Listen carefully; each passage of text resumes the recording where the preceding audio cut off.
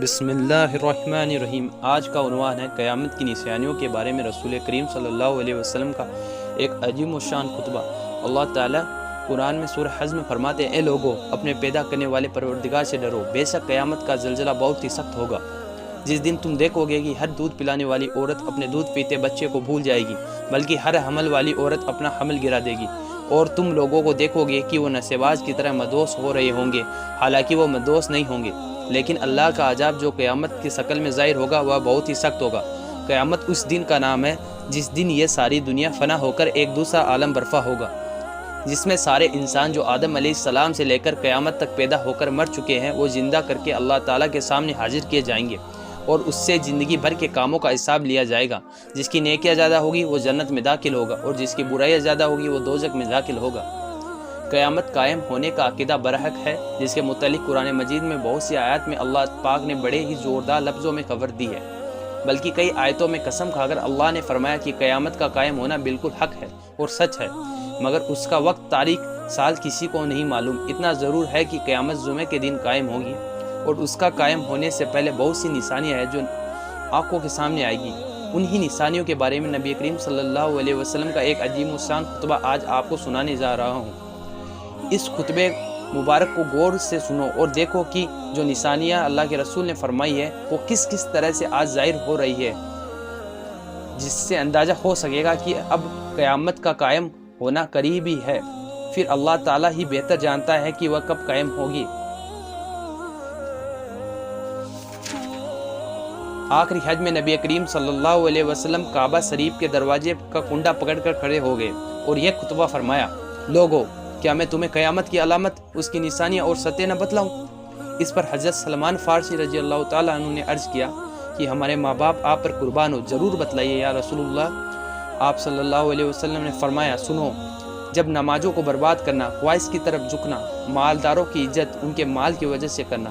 یہ سن کر حضرت سلمان نے تعجب سے کہا، یا رسول اللہ کیا ایسا ہوگا؟ آپ صلی اللہ علیہ وسلم نے فرمایا، ہاں باخدا ایسا ہی ہو کر رہے گا، اور سنو، اس وقت زکوٰۃ کو سزا کے برابر سمجھا جائے گا، اور مال غنیمت کو اپنی دولت گن لیا جائے گا، اور جھوٹے آدمیوں کو سچا سمجھا جائے گا، اور سچوں کو جھوٹا کہا جائے گا، اور خیانت کرنے والے کو امانت دار مسعور ہوں گے، اور امانت دار خیانت سمجھے جائیں گے، اور جو لوگ جنہیں بولنے کا ڈھنگ بھی نہ ہوگا مولوی اور عالم اور خطبہ اور خطیب ہو جائیں گے۔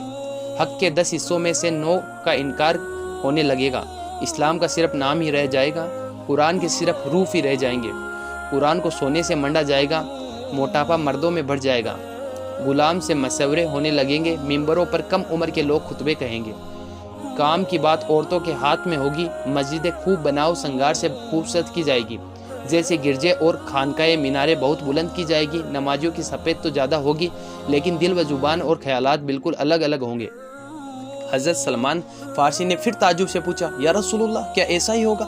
آپ صلی اللہ علیہ وسلم نے فرمایا، ہاں ہاں ایسا ہی ہوگا، اس اللہ کی قسم جس کے ہاتھ میں میری محمد کی جان ہے، یہی ہوگا۔ مومن تو ان کی نگاہوں میں غلام سے بھی زیادہ ذلیل ہوگا، اور یہ کڑتا رہے گا کیونکہ اللہ کی نافرمانی دیکھتا ہے، اور انہیں صحیح راستے پر لانے کی کوئی طاقت نہ ہوگی، اس لیے دل پیچ و تاب کھا کر ایسا گھلتا جائے گا جیسے نمک میں پانی۔ مرد مردوں سے بے حیائی بدکاری کرنے لگیں گے، عورت بھی آپس میں ہی لگ جائے گی، لڑکوں پر ٹھیک اسی طرح رشک ہونے لگے گا جیسے کنواری نوجوان عورتوں پر ہوتا ہے۔ اس وقت گنہگار لوگ امام بن بیٹھیں گے، انہیں وزیر بد کردار بدکار ہوں گے، امانت دار خیانت کرنے لگیں گے، نمازیں ضائع کر دی جائے گی، نفسانی خواہشات کی پیروی کی جانے لگے گی۔ میں تمہیں حکم دیتا ہوں، ایسے وقت تم نماز کو اس کے وقت پر پڑھ لیا کرو۔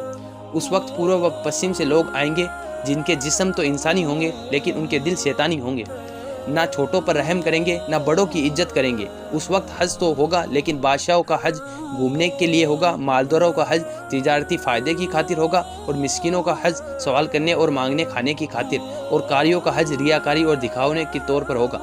حضرت سلمان فارسی صبر نہ ہو سکا اور پھر کہنے لگے، یا رسول اللہ کیا اسی طرح ہوگا؟ آپ صلی اللہ علیہ وسلم نے فرمایا، ہاں اسی طرح ہوگا، اس اللہ کی قسم جس کے ہاتھ میں میری جان ہے۔ اس وقت جھوٹ پھیل جائے گا، دمدار ستارہ باہر نکلے گا، عورت مردوں کے ساتھ ویاپار میں شریک ہوگی، بازار قریب قریب ہو جائیں گے، یعنی بازار مندہ ہوگا، نفع کی کمی ہوگی، اس وقت ایسی آندیاں چلے گی جو جد سانپ برسائے گی، اور وہ سانپ اس وقت کے سردار علماء کو چپٹ جائیں گے، کیونکہ انہوں نے برائیوں دیکھی اور انکار نہ کیا۔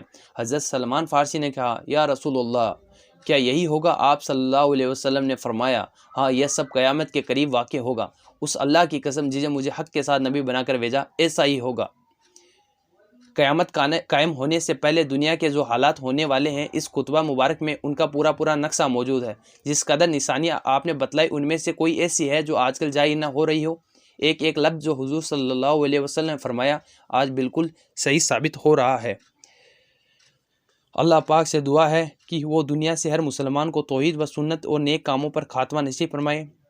حدیث شریف میں بھی آیا ہے، جو مرا اس کی قیامت اسی دن قائم ہو گئی، جس کا مطلب یہ ہے کہ وہ قیامت کی منزل میں داخل ہو گیا، اب آگے اس کے لیے قیامت ہی قیامت ہے۔ اس لیے ہم کو چاہیے کہ قیامت سے دور نہ جانے، جبکہ موت کا فرشتہ ہر وقت سر پر کھڑا ہے، اللہ کے حکم کا انتظار کر رہا ہے، اور جس دن اللہ کا حکم ہو گیا وہ فرشتہ کچھ بھی نہ دیکھے گا کہ ہمارے بچے یتیم ہو رہے ہیں، یا ہمارے ماں باپ ہم سے جدا ہو رہے ہیں، یا ہمارے دوست احباب بچھڑ رہے ہیں۔ فرشتہ اس دن ساری چیزوں کا خیال کیے بغیر ہماری روح قبض کر لے گا۔